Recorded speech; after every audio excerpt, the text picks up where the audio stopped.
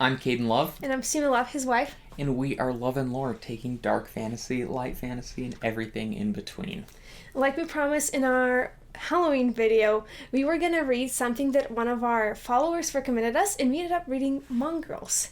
And this is one of the first books where we had an absolutely different opinion. I think Caden gave this book like 3 out of 5 on Goodreads, and I gave it 5 out of 5. So today we're gonna debate and see, is it a masterpiece or not? If you know anything about our channel, you know Seema and I really enjoy the Kingkiller Chronicle, Name of the Wind, Wise Man's Fear, but the two novellas Seema loves, and I just don't get. They seem to be very pointless, and I can respect a certain slice of life. There's certain Studio Ghibli movies that Seema and I both like. Boyhood is an amazing movie that is very much slice of life. Maybe it's so much more relatable. But this book, even though it seems to be following a young boy's growth, it just has no purpose. Like, there are so many unrelated stories, and by the time I finally got to the end, I was so disinterested that I was just like, finally we can get onto a book that will be enjoyable. Yes, it is definitely very unconventional. So to give you a little bit of context, if you haven't read it, and we'll try not to mention any spoilers, it first jumps between past and future, so there's no clear timeline. Second, we never find out main characters' names, and you're kind of figuring it out on your own as the book goes. Like, you're like, oh wait, who's this character? And you realize that this character that has been here for so many chapters, oh, I think it's his relative or something. It also doesn't have a clear plot. There is no series of events that you can follow. It's, like Kaden said, random stories from his life.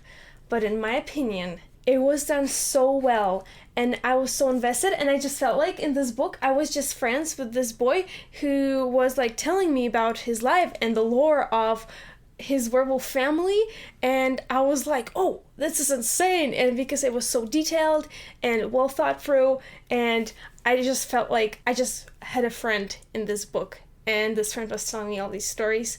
But I do love character-driven stories. That's like a difference between me and Caden. I think like you like really action and plot-driven stuff, and I love character-driven stuff. So maybe that's why I give it a 5 out of 5. I thought it was amazing, and it was definitely something I had to get used to and understand before I really liked it, but at the end I liked it. Yeah, and I think there is a perfect medium. When I first read The Blade itself, it wasn't my favorite. The characters, astounding. I loved it. And I love Abercrombie's later books because plot becomes so much more relevant. When an author makes a brilliant decision or just makes some big connection that really blows your mind, that is what I live for. For example, reading Malazan, when I get to certain connections about certain races and their histories, and they connect or certain characters, my mind explodes. And there are some good characters there, but those ones seem very much more plot-driven. And to kind of touch on comparing Malazan to this, which is an odd comparison, it might seem very unrelated, but Malazan is complex, it is not clear at all, and requires a lot of thinking and inferring. I still understand that series. I feel like I get Malazan, but there were so many points in this book where I just felt confused.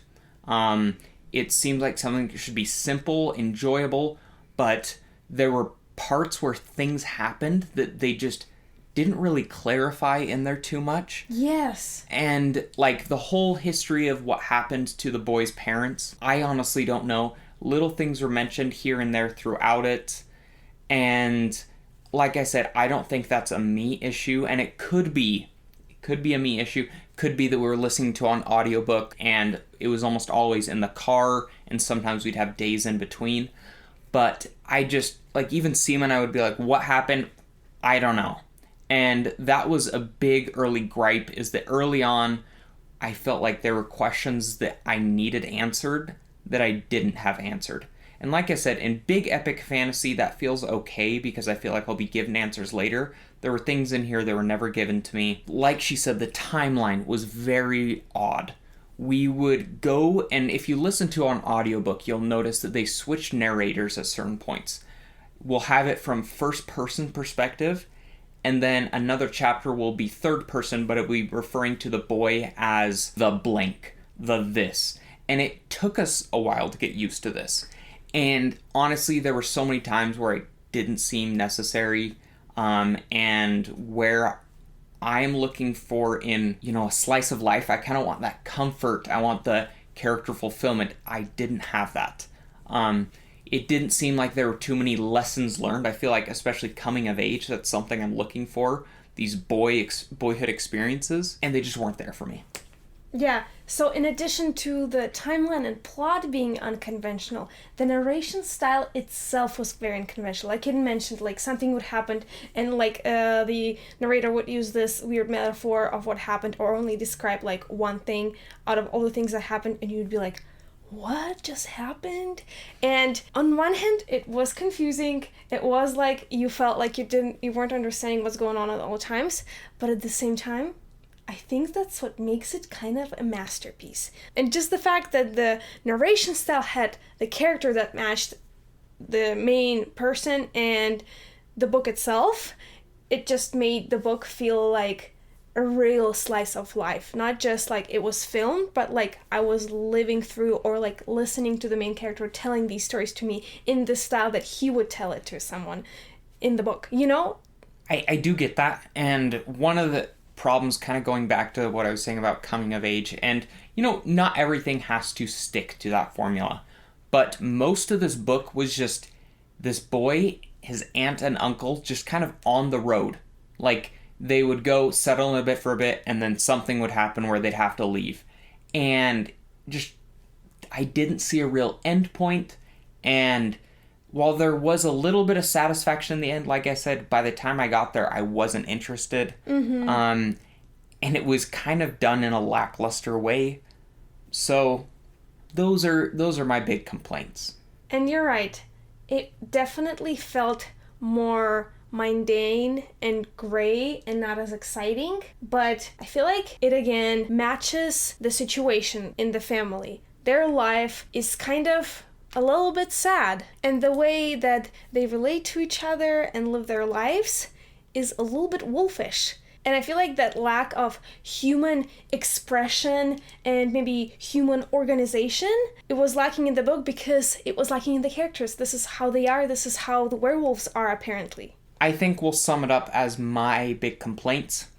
Seemingly pointless plot or lack thereof. The narration style is very jaunty, and it just jumped all around, and I just wasn't really invested in the characters. But I will say that I really enjoy a good werewolf story, good vampire story, having recently just finished Joe Abercrombie's The Devils, where werewolves were done so well in such a fun way. This is probably the best book on werewolf lore that you can read. It is in a modern setting, which might be different for a lot of big epic fantasy fans, but the detail that the author gives to werewolf lives, werewolf culture, intricacy is more than you could ever ask for. Sometimes it does seem a little redundant when the author just rambles on, but it is all so interesting. We see how silver affects them, how they work around this when they interact with others of their kind, and it was so interesting. And there were just certain points, like I said, when I read a good plot point that just makes my mind explode in bliss, there were certain things that the author just said about how werewolves, like when they're transforming, they need to be cautious of what they're wearing, or certain things that happen when they transform.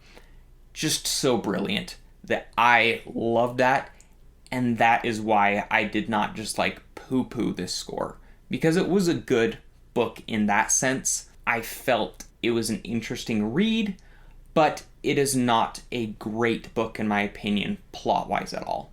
To summarize, will you like this book? Well, if plot development and action is important to you, you probably won't. But if you value character development and you're excited to try a new narration style that you've probably never experienced before, I think you will like this book as much as I did. So, have you read this book? Let us know in the comments. What are your thoughts? I've heard that some other books by this author are pretty good. I am very open to giving them a try. It was a good experience, I think. I hope you enjoyed our take and let us know what you think. Thank you for watching.